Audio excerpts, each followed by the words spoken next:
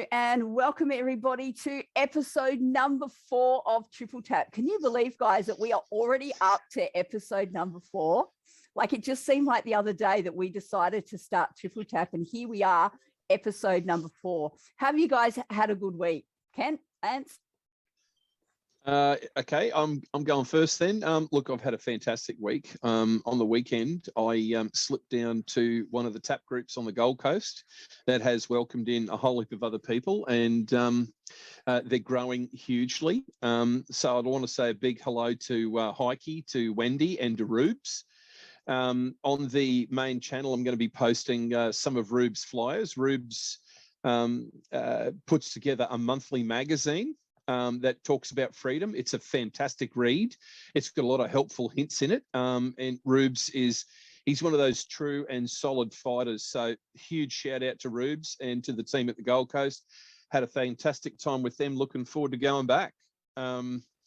How about you, Ainsley? What was your week like? Yeah, look, I've got a pretty exciting week coming up. I've actually been not too well over the last few days, so I'm sort of all rugged up nice and warm over here. So making sure I keep well and truly ready for Thursday. I've got a legal case coming up, so that's very interesting for me. So it's a very exciting week. But we also had our Dark to Light event on the weekend, which was super cool over here. We got rained out over here, but you know, it went ahead nonetheless, and so it was pretty exciting. So Lance has come back. Lance, how was your week before we introduce our special guest for this evening? Yeah, look, it's been incredibly rewarding week. We're making some good headway in some different projects that we're working on, and we've got that excitement of building these project teams, and we know that we had a great response to that. So I'm really optimistic, and we're seeing good things starting to happen. So let's keep going, guys. Onward and upwards. Yeah, it certainly is super exciting. And we are glad that everybody is here with us to hear another episode. So we're going to get stuck right into it, guys. We're only here for an hour. So I'd like to introduce to you our special guest this evening. He's married with 3 sons and 1 daughter. He loves God and follows the Bible, and he started a Christian ministry called John 8. He's fought professionally as an MMA fighter for 10 years and owned and operated his own fight gym for 12 years, which was systematically targeted and destroyed by the COVID cops. About 9 years ago, he began learning about law. He started the Australian Peacemakers as a direct response to police ignorance, which had been weaponized against the community, and the brutality aimed at political dissenters. He then went on to create a private arbitration court called Peacemakers Equity. That's very exciting. He now works with the Living Free movement, teaching and sharing lawful solutions alongside Darren Dixon, Tom Barnett, and Dave Armstrong. He has a major case coming up in the courts against corrupt police who brutally assaulted his friends and himself when they were going home peacefully. His shoulder was dislocated in this interaction, and he was taken to Royal Melbourne Hospital Emergency. He was then jailed for 29 days and bailed with a gag order, even though he had committed no crime. He has vowed that he will do everything within his power to put the criminal police in jail and change the current system in the process. Ladies and gentlemen, without further ado, we'd like to welcome Nick Patterson to the call. Are you there, Nick? Yeah, hi Ainsley, how are you? Very well. Hey, Nick, great to have you on, mate. Yeah, thanks, Lance. I appreciate it. Hi, Kent. Yeah, g'day, Nick. That's an impressive bio, mate. Look, Wendy, if you can hear us, can you kill your video, please?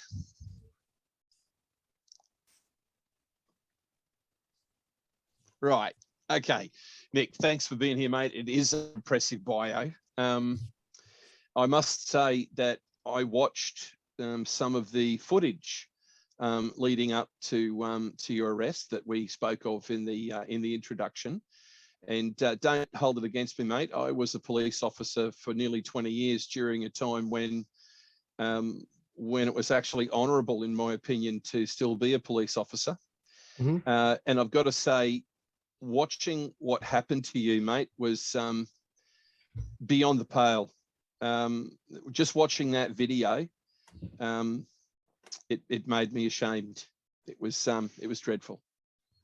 Yeah, Anyway. it was piss poor. It was definitely piss poor. I mean, there's a law that's meant to protect us, and they just don't follow the law, and it's black and white, clear. If you just look at the you just look at what the law actually states and what they did, and you contrast the two, you can see that it's not even closely aligned. It's in complete opposition, and these are the police. So obviously, there's some systemic failure there, and I think of the I think of systemic failure in the context of a North Korea where you've got a Kim Jong-un and the system enables a Kim Jong-un to exist. Well, we have a system, systemic failure where our system enables police who commit those kinds of crimes to exist and to go unpunished. And it's my job, and I think it's my purpose at this time to make sure that justice is served and that we do it for the people. And it's not about vengeance. It's about protecting your brothers and sisters so it doesn't happen to them. Nick, 5 years ago, if police performed the way they did in that video that I watched when they were attempting to, we'll loosely say arrest you. The fact of the matter is I wouldn't use that word at all. That's not what they were trying to do. 5 years ago, if police behaved in that manner, they would have lost their jobs, been fired, and you would have been supported by the leadership. What do you think? I mean, clearly there's no separation of powers like there should be. The police should be accountable to the people, not supported by the government in thuggery. So, in your opinion, mate, how do you see it? What's changed in the last 5 years to allow this drastic shift? I think it's just ignorance, and it's why they're being trained, because it's not that hard to do a bit of study and research to find out what's going on. Like, police can't be in Victoria. I know police can't be directed by the government, and I'm assuming that the office of constable, which all police are constables in this, whether you're a sergeant, senior sergeant, they all hold the office of constable. It's a common law office. In the Victoria Police Act, it says that Section 51 that a police officer who's made the oath or affirmation under Section 50 has the duties and powers of a constable at common law. But constable at common law isn't directed, isn't defined. So I've got to go to the legal dictionary to find a definition for that. When I did that, I found that there's case law and there's all these other acts that define that a police constable cannot be directed by the government, and they're relevant. It's relevant case law. One of them's a UK case. It's been cited over here many times, called R versus Commissioner of the Police Metropolis, ex parte 1968, where the judiciary were trying to direct the police constables in the performance of their duty, and the court just said to that it was determined in the court that no, they're independent office holders. They're answerable only to the law and to the law only. And in this particular definition that I read from the LexisNexis Legal Dictionary, which is actually the reason why I've been censored on most platforms is for sharing this information, it literally says a police constable has independent authority over his or her office. A police constable cannot be directed by the government as to who he or she should prosecute. So government directives from the CHO, who's a member of the government, it's black and white clear if you just look at these at the Police Act and the case law that, hey guys, you can't be enforcing government directions. It's a conflict of interest. It's actually called acting under dictation, which is how you get a dictatorship. So acting under dictation is when an inferior authority that has discretion in a matter, so the police have discretion over their office, they're answerable to the law only, when they allow some unauthorized authority that's superior, such as the government, dictate to them how they should operate and what they should be doing. So that's what's happening. It's called acting under dictation, and that's only happening, in my opinion, because of the education and the lack of knowledge and understanding, or the ignorance of the police officers that we have at the moment. Mate, I love I love you talking like that, because when that's analysed and when you think about what you just said, with even the slightest bit of experience, which you would expect police officers to have, you would expect that they're well trained in the law. I know that when I went through, I certainly was. And I took every opportunity that I could get to continue my learning in the law.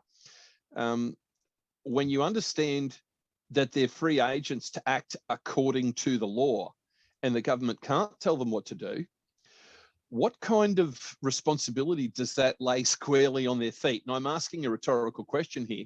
If they choose to not follow the law and follow government directions, if the government's breaking the law and they as police officers choose to assist the government in breaking the law, mate, they become party to the crime.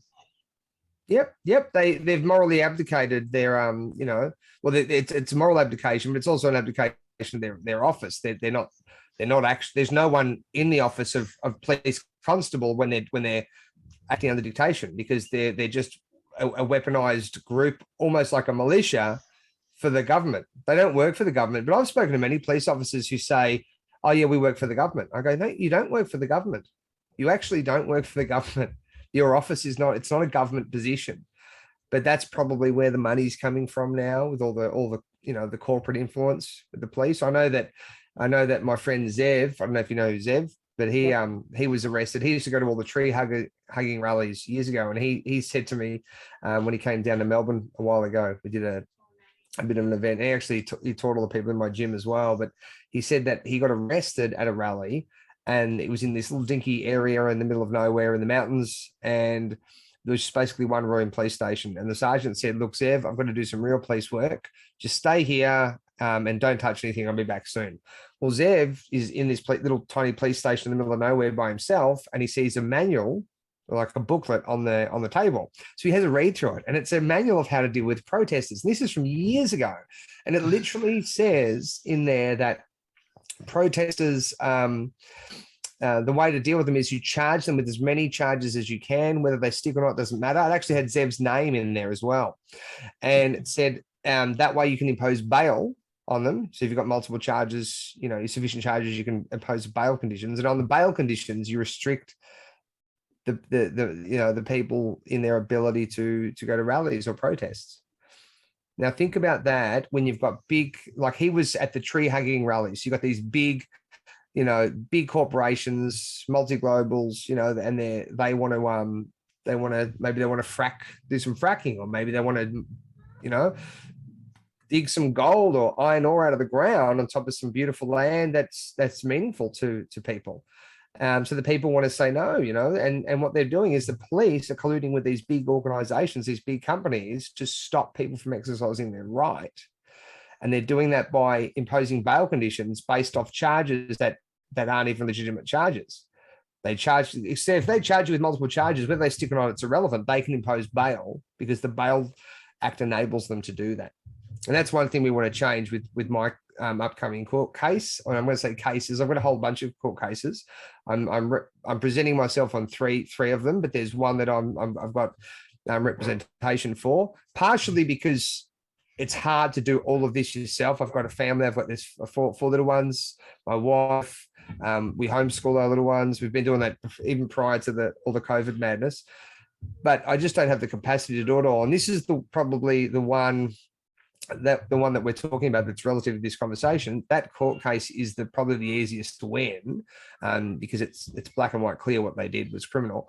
But I want to use that evidence that we have, which I believe is really good evidence. We've got the police actually discussing over their radios. We've got the video footage where you can hear their audio saying, "Yeah, that's Nick Patterson. Let's get him. Can we just revert to our original plan of picking off organisers?" You've got them literally just running across the road and bashing up my mate for nothing, not even talking to him, just running across the road, and they start getting violent. I want to maximise that evidence so that we can change the current system, because we have grounds for it. We can prove there's systemic failure. There's a major problem in the system because police can get away with this. They can continue to work. They put a gag order on me after they left me in jail for 29 days. The bail conditions were extreme. I ended up amending them when I got out. And just for everyone out there that might be listening to this, if you're in jail, you just sign the bail conditions. You don't stay in jail because you can't do much in jail. Once you've signed the bail conditions, once you're out, you can then amend them. if they're not legitimate. You can just go to court and say, look, these are ridiculous bail conditions. You can have them changed. I've heard people say you shouldn't have signed the bail conditions. You should have just stayed in jail. It's like, yeah, that's going to cause my family so much hurt and harm, and I can't do much in jail to defend myself. Once I'm out, I can start to get the ball rolling and the wheels in motion. So that's Nick, I totally agree with you on that. And I just want to say this one thing, mate. The Premier of Victoria clearly is an honourable man. And if you wrote a letter to him explaining to him the circumstances of this terrible treatment you've received by the police, surely he would take some action to clear this matter up. I mean, Daniel, I'm sure he would. That, wouldn't he? Yeah. I'm sure he would. Yeah. I haven't thought of that, mate. Why did I not think of that? That's a great idea. Oh, wow. So, but yeah, so basically you've got the major issue. So with this particular court case, I want to go all out on it. And I've got a good barrister who specializes in these kinds of matters. He's 73 years old. He's not trying to be a judge. He can't be a judge now. I think 70 is like the cutoff anyway. He's not, he's semi-retired, and he's completely awake to the agenda, and he wants to change it. And he's interstate as well. Then I've got a solicitor that we're using who's a former police fraud squad member, senior sergeant for the police fraud squad in New South Wales. He understands the inner workings of how the police organisation operates. He's got some issues too that we, with the police, so we can work together. And because I've got interstate lawyers, what that does is it protects me from having like a Lawyer X Nicola Gobbo incident where, I don't know if you're aware of that incident. That's where the police were colluding with certain lawyers in Victoria, and Victoria has the most corrupted judiciary and legal fraternity in the country. And many of these lawyers are throwing their clients under the bus to the police. Now, this is obviously a very political case because it's to do with protesting and exercising one's rights in relation to the COVID madness. So they're not sparing anything. They've tapped my phone. They've kicked me off Facebook. Now, I went to I ran a rally where I went to the police headquarters, and we organised this rally. We took about 30,000 people to the police headquarters. We noticed the police that they were acting under dictation, and that their their actions are in conflict with the definition of their office and Section 51 of their own act. And the next day, Facebook and Instagram, you are permanently disabled. You cannot appeal this decision. No reason given, right? So this is usually if you do something wrong, put a post up that's wrong, you're told this is the post, you've got a 30-day ban, nothing, just both Instagram, Facebook, you're gone. So it's political, it's all politically motivated. So they're sparing nothing. They've even reached out to Avi, who's done quite a few videos with me. They've told him that he needs to take the body cam footage down off his video, the videos where he's shared body cam footage, and they've threatened him. And he's like, nah, we're leaving it up. And but they've never come to me to do that. And I don't know if I don't know why. They're still holding on to these charges as though they're somehow going to win in court. I've got a jury trial in the county court. Now I know they can set up juries, but I'm a believer in God and divine providence. And maybe those people all, if they are corrupted, if it is a set up jury, maybe they all won't wake up with very good health that particular day. It's actually a 10-day trial, and they'll have to get another jury in. I don't know. So, so basically that's what I want to do is I want to use this and maximize this big stuff up from the police that we have on camera, that we have the footage proving that they've committed these offences, to change the way the bail is used to silence political dissenters. That's one thing that has to change. And we've got clear evidence of that with I don't know if you've heard of Marty Fokker, and he had a video where he basically he's recording the police talking about it, and they're talking about, how they're going to impose bail conditions, and they'll just trump up some charges so they can arrest him next time he's at a rally for breach of bail. Yeah, I did hear that. Yeah. Yep. Sorry, that's my children in the background. Hey boys, too loud.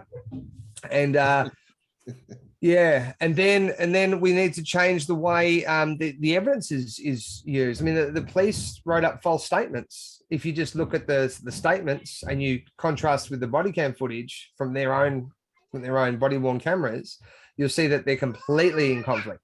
There's no similarity. So that's perjury. And when 20 police officers can commit an act of perjury to have you put in jail and you can't defend yourself, it's there's a problem with the system. And those police officers are still working.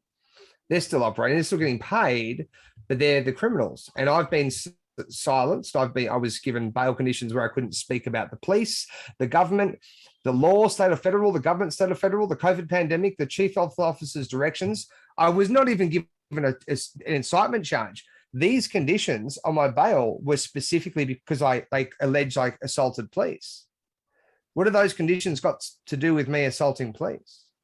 Couldn't speak on a website. I couldn't speak in a public forum, at a church, anything. Nick, I believe you've got a website that you've got to do with fighting corruption from police. Do you want to share that? And we'll pop that in there. We'll actually tell the people what it is, and we'll pop it in the chat for them to follow, and they can go and follow that along.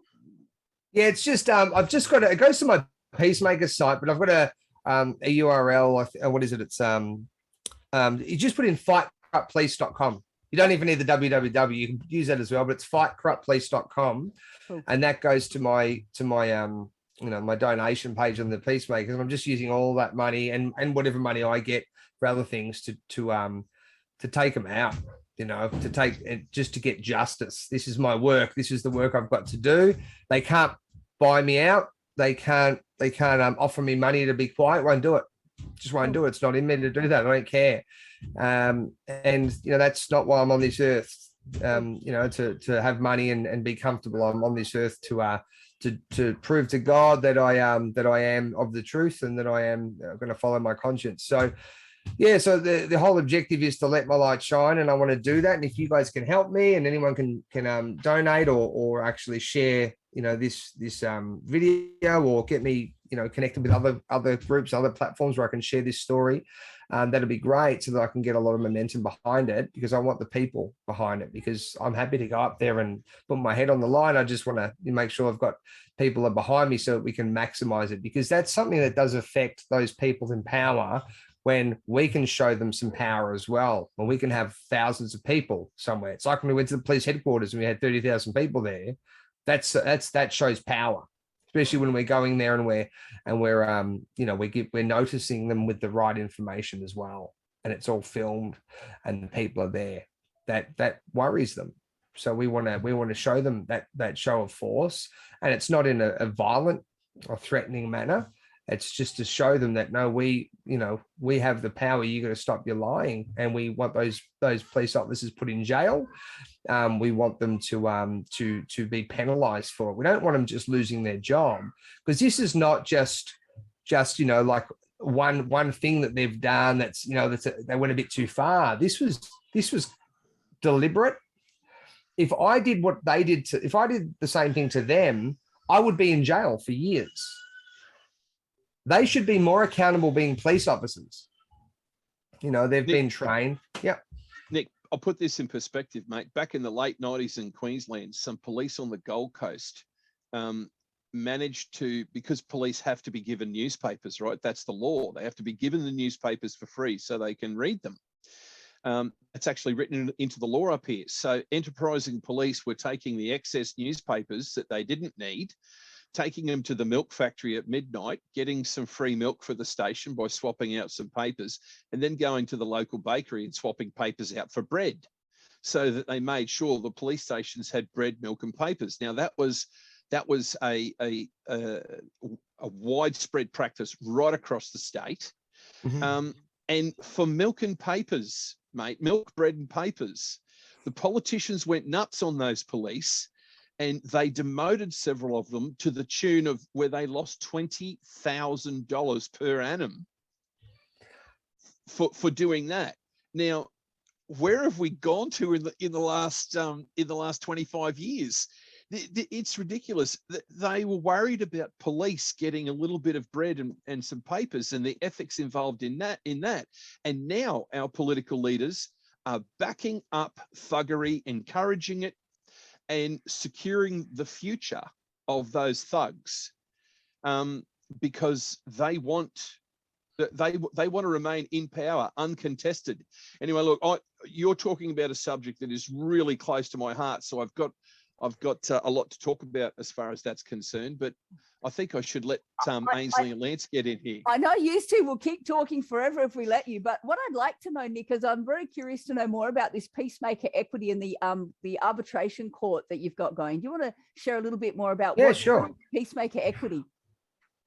So when so my mate Dave started with a few other people, they started Tom Barnett as well. They started the Living Free movement, which is just about people that want to come out. It started, I think, with Heal Me, which is people that were like doctors that had been deregistered and they were still, they still want to operate in some capacity privately, and they needed a way, because a lot of these people are operating through private trusts or PMAs, and they needed some sort of a court that they could use for if there were any disputes. So I put my hand up. I said, I'll create that. So I created a private arbitration court so that anyone that joins the Living Free movement, which I'm a major part in that, in the lawful component, which is called Lawful Me.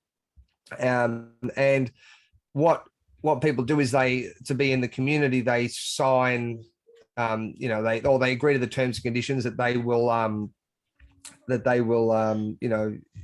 waive their right to sue or litigate in a public court, and that they'll appoint Peacemaker Equity to be the arbiter of any disputes, and that they keep the essence character of their disputes private.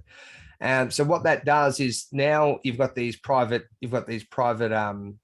agreements where if there is a dispute in this large community, one party can't say, I'm taking you to court over this. And it's like, you can't. You've agreed not to. You can take it to the private arbitration, but you can't go to the public court. And we don't want our private communities, being taken into a state-run court, which is corrupt. And so what I did is I started a private arbitration. You've got a 30-day period of negotiating. Then you've got then that people do mediation, and if they can't come to any agreement, we go to an arbitration with 3 arbitrators. And then after that, the only way to appeal that is, there are some grounds for appeal, but the only other thing you can do is appeal to a jury of 12, unless you've got evidence that you didn't disclose, or there's been some sort of an issue with the way that the arbitrators, a legitimate way the arbitrators have applied that the evidence in the previous arbitration. So we set that up because everyone that we've spoken to regarding trust law, and we've got a woman named Marsha Ann. She's been doing trust law for over 40 years. She's a specialist. She's from the US. And we've spoken to a number of other people, but they've all said you need to have your own private court. And the problem is you can't really use common law, commercial law, civil law, statute law, or anything like that if you want to have something private, because even though common law has so many good things, it still is it's a public system. So you've got to create your own system of governance, or your own legal system. But the Bible, we use equity from the Bible. So the Bible is actually a book that, one, is in the public domain, but it's not owned by the public system. They don't own it. So we can use those principles as a way to arbitrate and come to a determination between a dispute between the parties. So that's what we did. And that way we didn't have to create our own legal system. And what I did is I looked at what other private arbitration courts were doing around the world. I looked at all the fluff, and I tried to make it really simple in unambiguous language, plain, simple, and clear, so anybody can read through the rules and understand the rules. And so that's what Peacemaker Equity is. I actually have a clause for businesses that's available free, and I have an automated clause for married couples, unmarried couples, whether they have children or not. And I think that's $10 for the I think it's $10 Australian. Actually, it might be US. I think it's Australian. Don't quote me on that. It is 10. It's either 10 Australian or 10. Anyway, that's for the cost of the automation.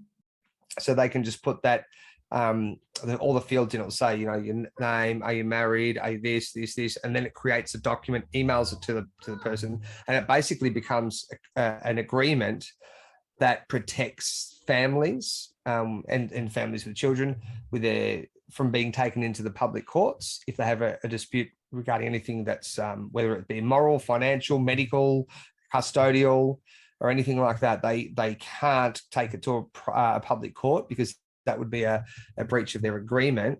And they've already agreed to appoint our court to be the arbitrator over those disputes.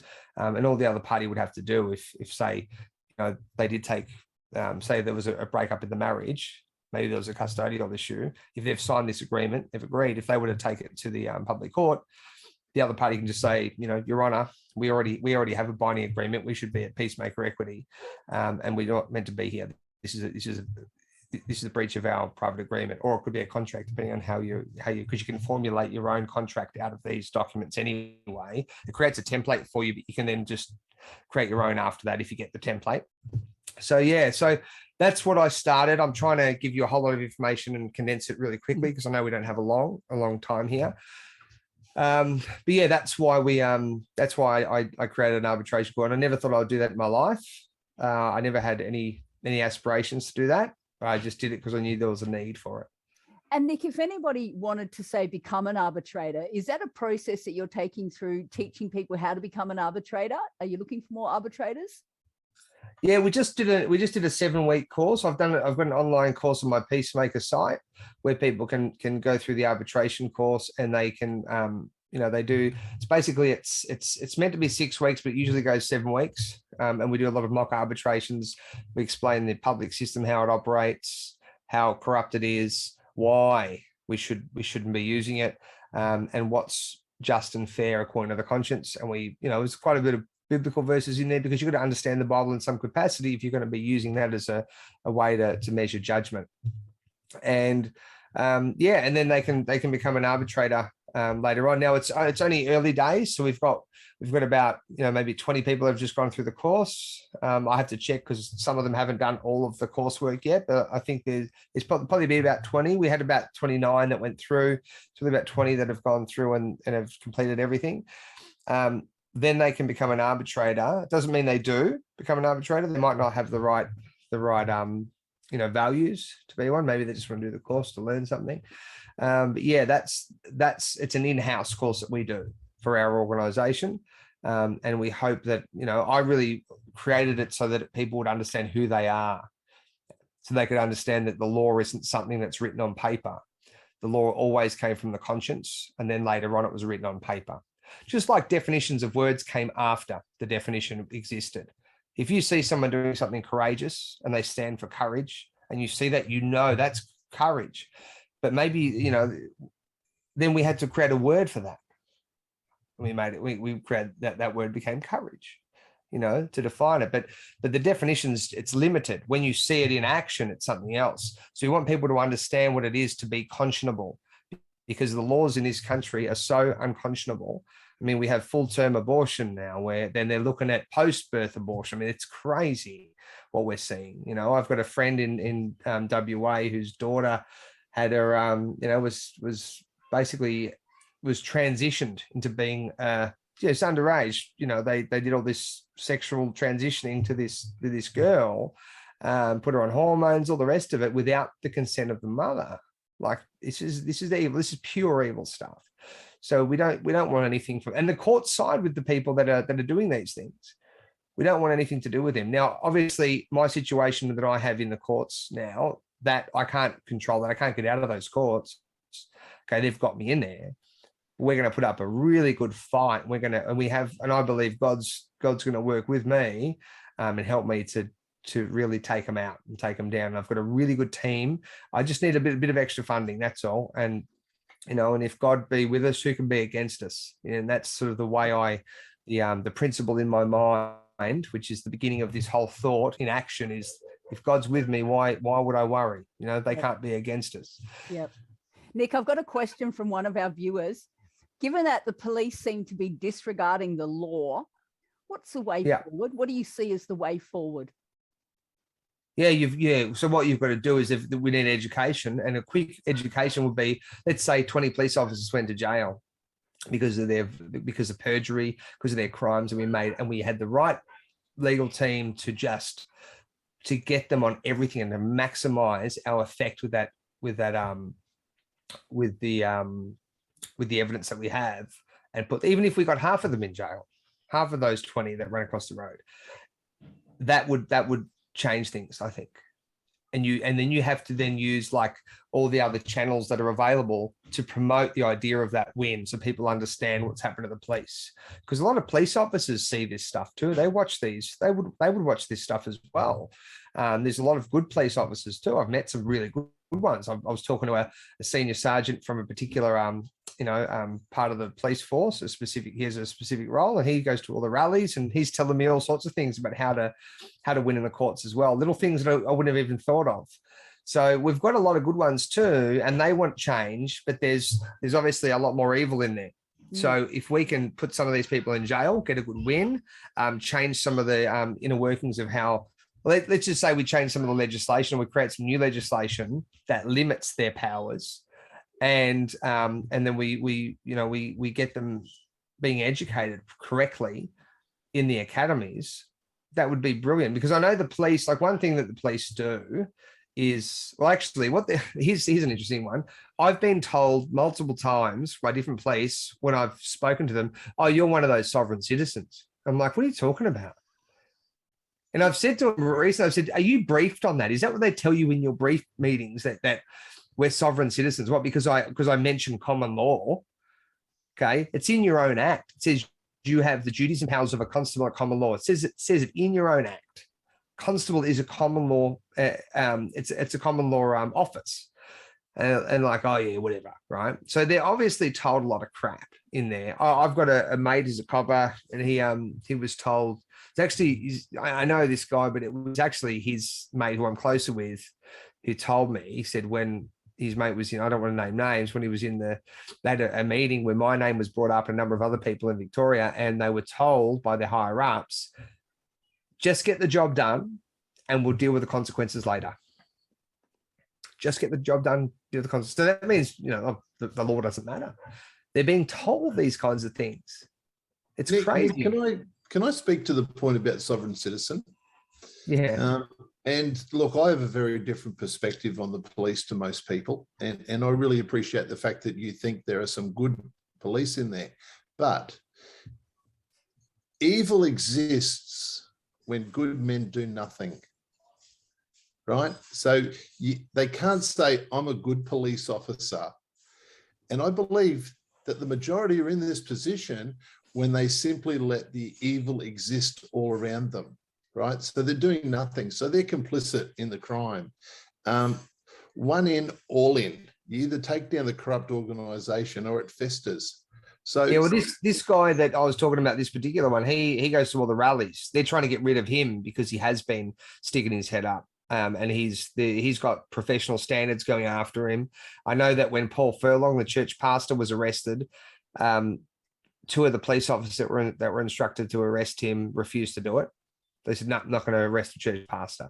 And then one of the ones that did said, I'm so sorry, please forgive me. And he told the church pastor that there were two other police that wouldn't do it. So there is some good ones. It has to be. But I don't think it's the majority. I'm so sorry, please forgive me. Look, sovereign citizen, right? This is a term that's gone around every police force in Australia. It's been identified by the government as the sovereign citizen is a terrorist, right? And they're to be treated as such. That's why they're always looking for the term. The problem is with the police force is they represent absolutely the absolute dumbest members in society. And we've got to come to the realization that they pay these guys to do, not to think. They don't go out and recruit deep thinkers, right? Yeah. They go and they recruit absolute imbecilic morons that like to bash people and cause harm. That's what they're looking for. The police force has fundamentally changed. Now, if you're a copper, I don't give a shit what you think, okay? I know you're grubs because you're still being a grubby police officer. I know that if you were a decent person, Australia wouldn't be in this position. But the sovereign citizen is you're right. They target that because these imbeciles think it means something. What's a sovereign? Sovereign is a currency. Oh, it's an oxymoron. And yeah, of course it is. But it's interesting that they say, oh, you're one of those. They make that judgment really quickly. So what I say to them, what's the sovereign citizen? I don't even know what that is. What is that? Why do you keep saying? I've said this, heard this term being thrown out a few times. Like, what is that? Please tell me. And they can't. They won't. They won't tell you because they don't even know themselves. They're too lazy to find out. They just accept the vomit that they get fed. Indeed. And they're the base problem. And these guys sign up, and in Victoria that they've worked with foreign mercenaries. Right? Looks that way. Contractors. That way. Yeah. Unbelievable that these guys think that they can then come back and say, "Oh no, I'm really a decent police officer." Sorry, guys, COVID proved that you're not a decent police officer. And for me, if there is a good news story, is the fact that most of these people are probably triple vaccinated. That's the good news story for me. So maybe we just wait them out and wait till they're all sick and dying. It's a bit harsh, but yeah, no, I get it. I do know. I get it.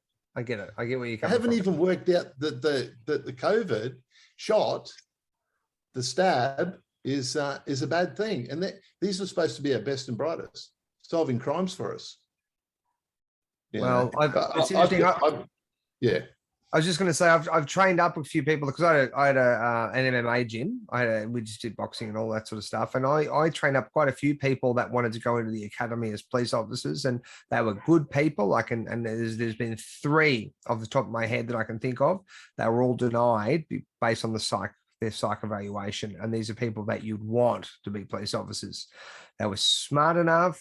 And they were decent people. And it's interesting that's pretty much all the people that I know of that have trained with me to become a police officer to get fit that I know of. And then they're not letting them in. They're not admitting them into the police force because there's some sort of psych issue with the psych test. And it's obviously, we know why, because they don't want people that would question. Correct. Psychological profiling is a perfect science these days. And so they get the people that will just blindly follow orders. That's the ones they're looking for. And they've done the same in the military, and they've done the same with doctors. Oh, for sure. With the Milgram experiment, it was very, very clear. If you've ever seen the Milgram experiment, and they, if you look that up, the Milgram experiment, you can see 70% of people will do whatever they're told by someone that they perceive as being in a higher authority from, say, the government, so official capacity, to the point of killing somebody. They've worked that out. That's I must not have got that memo. I must not have got that memo. I was never able to be programmed, and I took great delight in utterly destroying the career of 2 police officers who were completely and thoroughly corrupt and had to go in order for me to keep my integrity. Anyway, Milgram experiment. That's a long time ago. That's a very long time ago, and things have changed. But you got these doctors running around that think they're doctors because they were good at school. No, you're doctors because you're compliant and you'll do whatever you're told. And that's the problem, guys. These people that just want to do whatever we're told. Look in the freedom movement. Okay, you got people who are prepared to think for themselves. And that's the difference. You got people who will question not only authority, but they'll question everything. And they'll say, I want to do the research and find out where this is going. Now, if police were inquisitive, they'd already know that they're breaking the law here day and night. We know many police officers in Queensland who know they're breaking the law. Yep. Right? Yep. And they're on this, well, we were ordered to do it. What do they say? That absence of law, ignorance is no defense.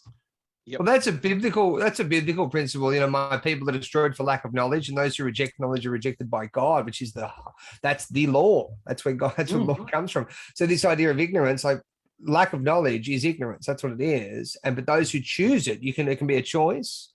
Some people, they just don't have knowledge, right? But they have a conscience. And the law is built within all of us. We all have this conscience, although I think a lot of people, their light is dimmed through their experience in this world. We see that with the sociopaths and that we see in politics. They come from these power families where they have no love. That's what is created from that. that's the product of coming from a family that's just completely driven for power and control and domination. And they, don't cry. It's weak. That creates sociopaths. I think, like, I was in the Liberal Party for 4 years, and please don't hold that against me. That was when there's a lot of Christian people joining, and I just joined with other people from a particular church that I used to be involved with, because they wanted to stop that safe schools program. And then I got kicked out anyway. Just so you know, I got kicked out as a delegate when I ran a policy motion through the state council to open up two child abuse cases that have ongoing petitions that implicated politicians, and to have a look into the Rural Royal Commission. And then they got security to get me out of the venue. And Robert Clark, who was the leader of the Victorian Liberal Party at the time, was yelling, "Get him out of here! Get him out of here!" I had a feeling that the day before, because it's a 2-day event, that was going to happen, or they'd get security to get me out.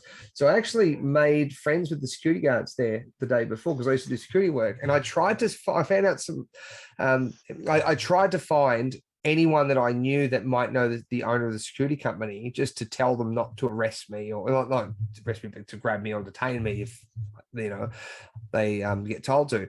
Anyway, we weren't able to do that, but the security wouldn't detain me. They just stopped, and I'm having an argument with this guy Robert Clark over protecting pedophiles. I said, "Why would you stop me from debating my own policy motion when I'm a delegate? Is it because you want to protect pedophiles?" Anyway, the security's there, like, "What's going on?" I said, and I just explained it to them, and I walked out with them. They didn't grab me, but it's amazing when I'm going to say I was naive back then, but part of that is it's like that saying, the wise are instructed by reason. Men of less understanding are instructed by experience, and that was me. I was instructed by experience, and I hope one day I become a man of just reason, because I have the experience. And then obviously the ignorant are instructed by necessity. So that's your police officers that are doing these things because what am I going to do? We saw that police officer who said, he's had all these special gear, his face all covered up with his big assault rifle, and he's saying, "I don't want to do this either, but I've got to. It's all I'm trained to do." And I don't know if you've seen that video. There was, and so that's the ignorant are instructed by necessity.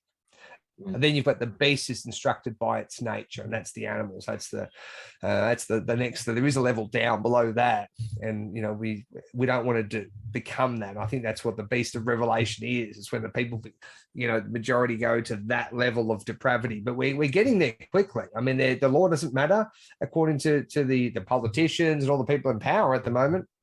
Morals don't matter. With that, they haven't mattered for quite some time. When you can just, if you look at there's a book called Quiet Weapons for Silent Wars. I don't know if you've ever read that book, but I'll quote you a few sections from that. This represents the policy adopted by the Bilderberg Policy Committee during their first ever meeting in 1954. And it says a nation of people who will not use their intelligence are no better than animals who do not have intelligence. Such people are beasts of burden or stakes on the table by choice and consent. Right. So, and that's true, even though it's horrible. They're saying it's true. If you choose to not use your intelligence, which is a gift from God, then you really don't really deserve to be treated as if you have intelligence. If you don't, you should be known by your acts and action. Okay. If you go out murdering people, then you're going to be treated as though you're a murderer. You can't say I'm not a murderer now. If you don't want to use your intelligence, well, then you've diminished yourself, because that's part of what your God-given capacity is. And you're saying, well, I'm not going to be my best. Okay. Well, if you're not going to be your best, you're going to be treated like you're less. Then it says in there, the education given to the lower class must be of the poorest sort, so that the mode of ignorance, isolate an inferior class from the superior class, is and remains incomprehensible to the inferior class. And it says, with such an initial handicap, even bright lower class individuals have little, if any, hope of extricating themselves from their assigned lot in life. Okay, then it talks about the family unit of the lower class must be disintegrated by increased preoccupation of the parents and the establishment of government-operated daycare centres for the occupationally orphaned children. Literally, this is what's in this book, but you can see that in effect. Okay, Yeah. you can see that in effect now. The family unit's been broken down. The daycare set up by the state and the education system has taught people how to be victims. And I was watching the other day, so I had we went and stayed at our friend's place. They've got a 10,000 acre property, and we went up there to get a bit of a holiday. And I took the laptop. There's no internet there, so I took the laptop, and I had a friend of mine gave me a USB with some movies on it for the kids. Now, I don't really watch that stuff for the kids, but occasionally I will. And we watched two. We were there for 2 nights. Watched two like Disney. One was a Disney one, and one was, I don't know, it might have been Pixar or something. But in both of them, I said to my boys, I said, "Do you notice that the female character in this is really aggressive and really arrogant?" Yeah. Do you notice that the male lead in it is really soft and really meek and weak? Yeah. Passive. You see that? Do you see what they've done? They've changed. They're trying to make men weak, and they want to make women these aggressive things. That's women are beautiful.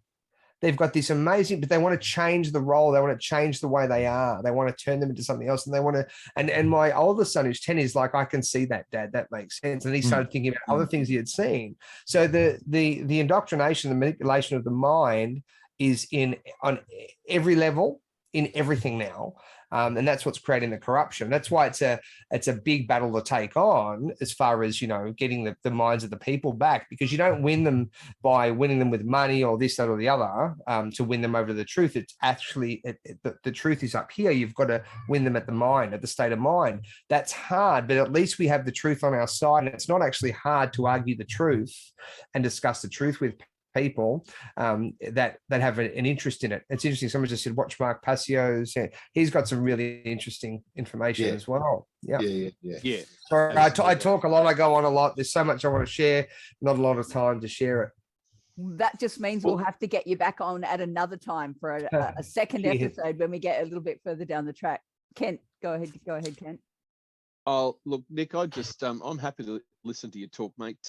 You're a man after my own heart. I'm super impressed with your knowledge, with your and with your skill, your application of that. I'm super impressed with your dedication. I notice many of the things that you've talked about, and I'm experienced in them. I've learnt by experience. Hopefully, one day I'll be a man of wisdom and reason as well, mate.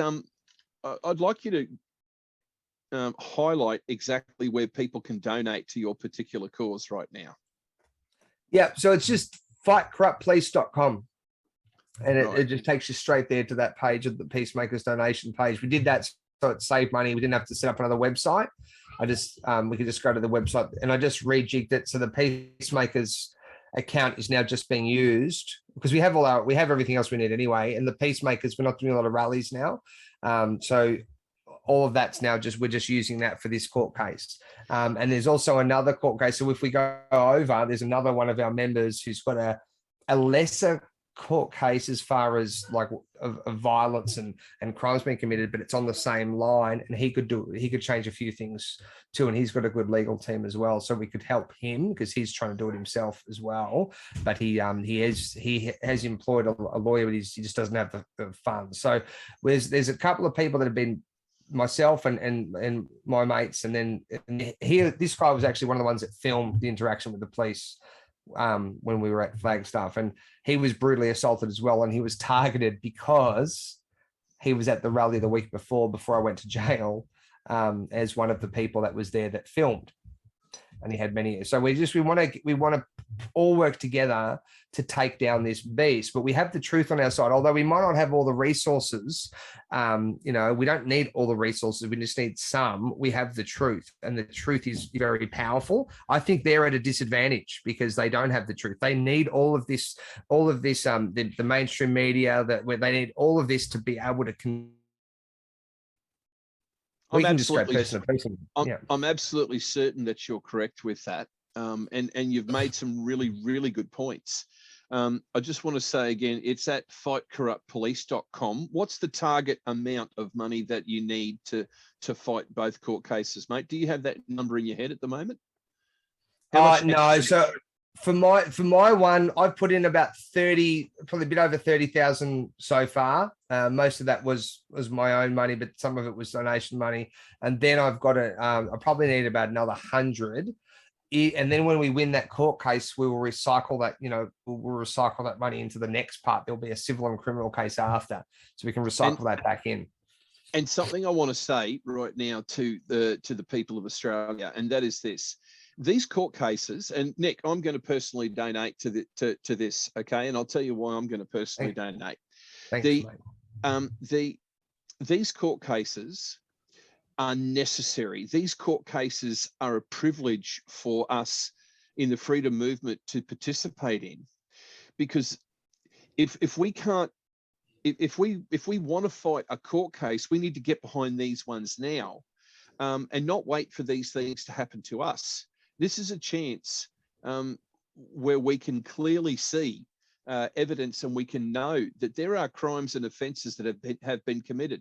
Now, there's going to be an attitude, oh, look, it's pointless donating money to this. You can't win because, the courts are against us, and that is definitely a point. One thing I want to make clear, through history, regardless of political aspirations, regardless of what's going on in a country, courts are quite happy to throw police under a bus. Yeah. Okay. Quite happy to throw police under a bus. I think this is a court case worthwhile fighting. And mate, I'm personally going to be donating, and I encourage anyone who, and I'm not talking about enduring hardship or anything like that. I'm talking about anyone who can throw, a lazy 10, 20, 50, 100 bucks in. Let's get this sorted, and let's see what we can do. You've totally got my vote. I think you're a super impressive young man. I love the fact that that you got your head screwed on straight, and it's been an absolute pleasure for me to be here and talk with you this evening. Now I'm going to shut up and let the other two have a go. Thanks, Ken. Thanks a lot, mate. Cheers, Yeah, Nick. we are getting close to time, guys. Lance, did you want to have any last comments, thoughts? No, they won't be last comments. We've got still a bit of ground to cover and 6 minutes to do it in, so we've got plenty of time. Nick, leave us with a good message.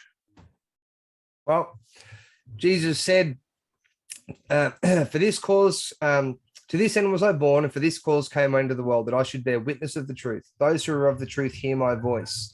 Now, the kingdom of God, he said in the same chapter, his kingdom's not of this world. The kingdom of God, he says in another chapter, is not of this world, but the kingdom of God is within you. We're also told in the Bible that the light of God, it's the light that lights every man that comes into the world. This idea of conscience, we all have it. We're all born with it. The people that are of this world are the ones that they will sell that conscience, that conflicting power inside of them. That's not tangible. It's not something that you can see and prove, but we all know it exists. They will give that away for the external stuff. Those people are of this world. The people that are not of this world are the ones that go, I don't care how much stuff you have. I don't care what you threaten me with. What's inside of here, inside of my heart, my mind, my conscience, that to me is much more real and important. And that's what we want to do. And I believe God is separating those people, the wheat from the tares, the sheep from the goats, the deluded from the undiluted, the wise from those that are unwise. It's those people that listen to their conscience and say, oh, I'm going to follow this. Not everyone that saith to me, Lord, Lord, will enter into the kingdom of heaven, but he that does the will of my Father who is in heaven. This idea of those that do what God tells them to do. Where does God talk to you? He talks to you inside. The Spirit of God dwells within us. So that's what we have. We have the Spirit of God within us. We just have to have faith in that and believe in that. It's an absolutely encompassing, overpowering power that we have, that we can tap into by literally just following our conscience and not allowing fear to enter our temple. Fear is what diminishes people. Fear is what restricts us from being able to see and express ourselves, and to see higher thoughts, think higher thoughts, and to express ourselves to our maximum potential. If you remove the fear, like God says, fear is not of me, the spirit of fear is not of me. If you remove that fear and you have faith and confidence, you'll be very, very powerful, and you'll start to maximize your capacity and your purpose on this earth. And I just want to leave people with that message, because I think it's very important. I can't think of a better message to leave people with. That's a message of not only hope, but of truth. So I've really enjoyed tonight, Nick. Thank you very much for coming on. It's been an absolute pleasure. And there's probably more stuff we need to cover at a later time, but I'm going to say that we need to support this cause. This is a worthwhile cause. There's a few legal actions that are going to be winners, right? Now, we can't guarantee anything, but this is a really, really good one. We've got the other one, which is to do with the legal cases coming up for the fraudulent election. So we need to, it is so much more cost effective to donate to these courses than it is to drive to Canberra. So put that in perspective, guys. And we win this, we start to break through to the greater public. And that's the people we need to win. We don't need to win the police over. We need to win over the people that are fast asleep. And there's lots of them. And this is part of the process of waking them up. And it also builds a belief in the freedom movement that we can win. So it's time we had a win. Let's get behind Nick Patterson, and let's see if we can get him across the line, everybody. Thank you. True. Excellent. Nick Patterson's been an absolute pleasure chatting with you this evening. Hope everyone out there who's been listening, we've had a great crowd on tonight. So obviously they're very interested in what you had to share with us. So thank you very much. All the very best in your up and coming court case. And we look forward to speaking with you the next time. And everybody, we'll see you next time on Triple Tap. Bye for now. Fantastic. Thanks, Good guys. night, everyone. See yous.